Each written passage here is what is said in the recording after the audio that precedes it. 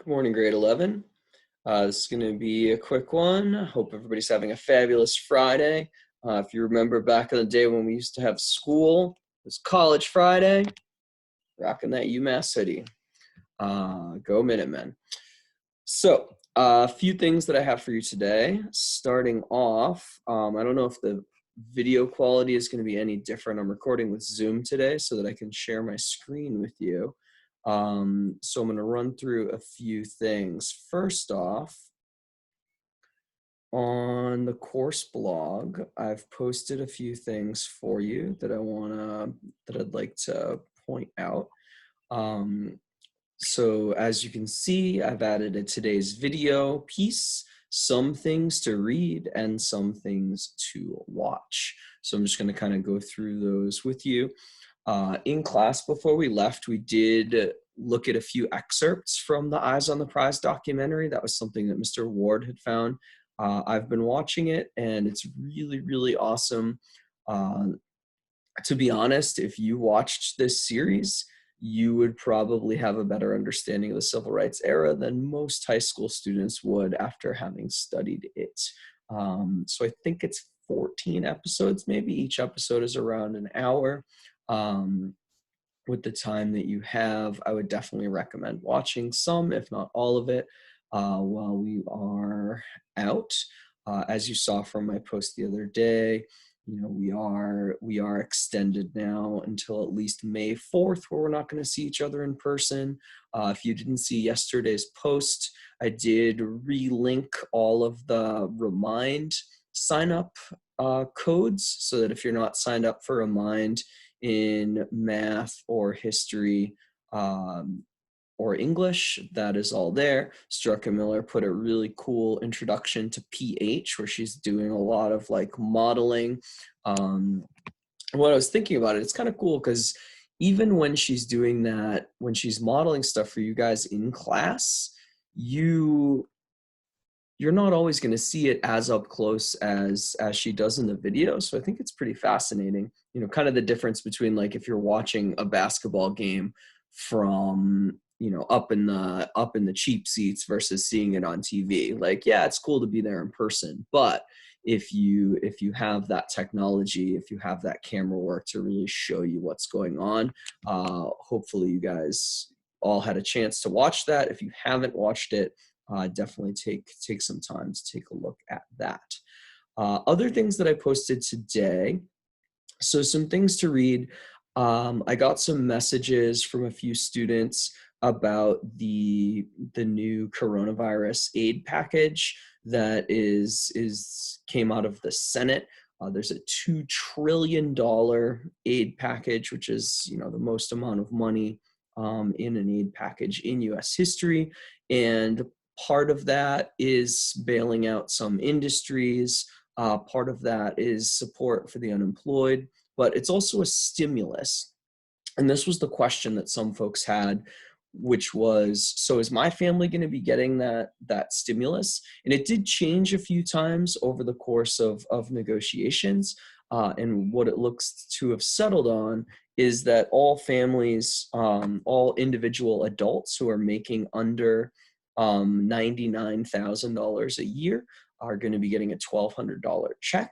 And then if you're a married couple who is making less than $198,000 a year, then you would get $2,400 and then $500 for each child, which is, injecting money into the economy. The idea being that if more money is going to people will spend more money and it'll help the economy. So if if you have two parents in your household and you have one kid, you're going to be getting a check for $2,900 to your family.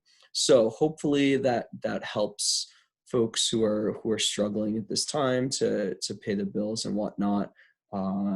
Nobody is really in an ideal situation now. But if you look, I'll click this. I forgot I was sharing my screen. So the link that I gave you guys was from NPR. So that's going to break down with a little infographic there what what organizations, groups, and individuals are getting how much money. They're going to explain to you how it came to be, and they're going to break it down even further as well, which is pretty cool. So take a little bit of time to take a look at that. I also posted, I've read a lot of articles that have discussed coronavirus in terms of civil rights, and one of, what are you guys cooking?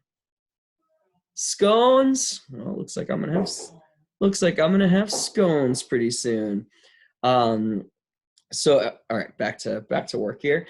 So the NAACP, as we've talked about in class, they have made a post on their website about coronavirus, and they're sort of making some connections about coronavirus and how it impacts people differently in terms of people's civil rights. So you can kind of walk through how they're looking at the situation. Like I said, I gave you that Eyes on the Prize documentary there. That's linked. And then I think there was one more article.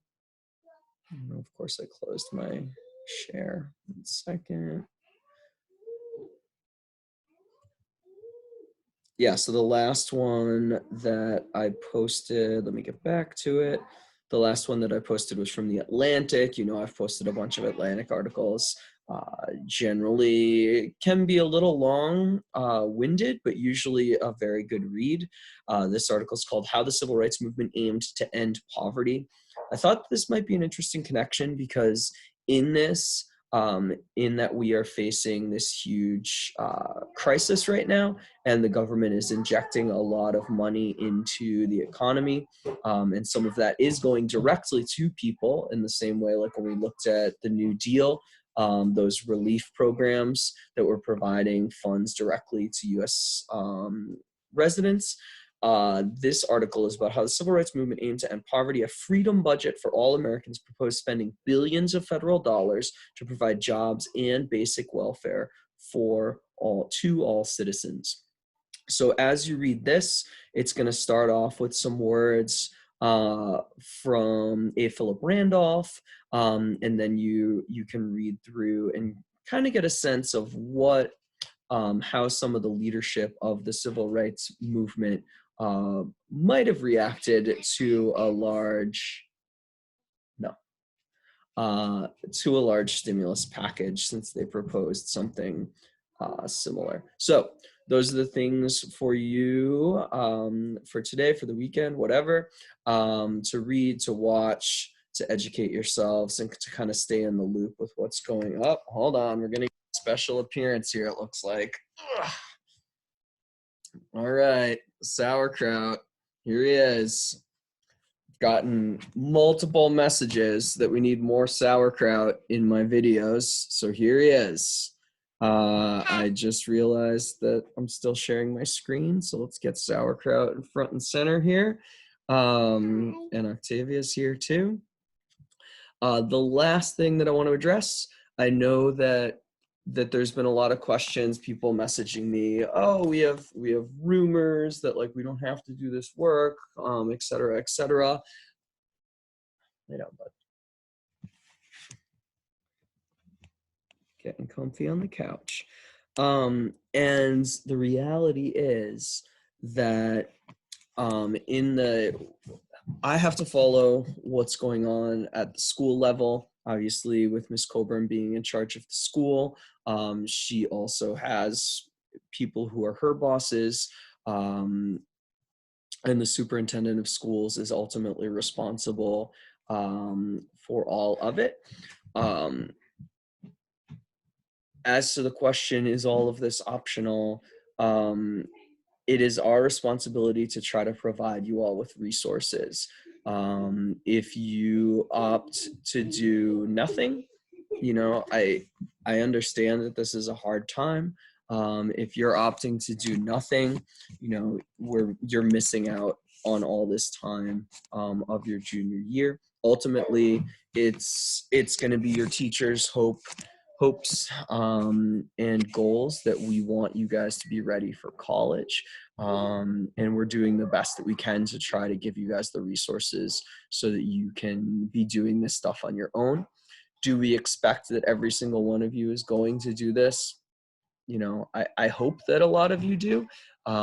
It was really promising to me to see that when I did the survey the other day, that about a third of the 11th grade have reported based on the survey that they have been watching my videos, which is good. I didn't ask how many of you are actually doing the readings, watching the videos and things that I'm posting.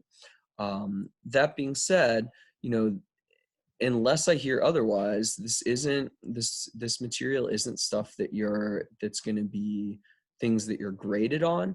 If grades are a big concern to you, like I said the other day, Ms. Coburn did say that quarter 3 work can still be revised. I know that there are a handful of you who have opted to turn things into me that you missed or that you did poorly on. I would definitely recommend to folks whose grades are not where you want them to be to take advantage of that. Again, it's just quarter 3 work. So if you're kind of like, I don't know, I don't really want to do anything unless it's going to help my grade, work on your quarter 3 work. Go into Power School, see what you're missing. Look at the date, find the corresponding date on the blog, and find the documents and resources that you need, and work on it from there. We'll keep an eye on things. You know, I hope that I will see you guys again May 4th. Based on the data and things that the CDC are putting forward. You know, it seems like things are getting a lot worse in a lot of places. So please, please, please keep on social distancing. You know, you shouldn't be going out to other people's houses. You shouldn't be going out, you know, really anywhere aside from going to the grocery store. You know, making sure that you're cleaning surfaces, all touch surfaces in your house regularly. And like I keep saying, stay in touch with people. You know, this is one way that I'm doing my best to stay in touch with you guys. Thank you to everybody who has sent me emails, has sent me messages. I'll remind you, sent me text messages on my school number. It's great to hear from you.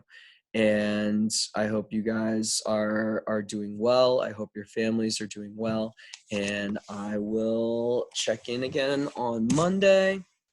One more live look at sauerkraut here. What's up, bud? You a good boy? Yeah, you're a good boy.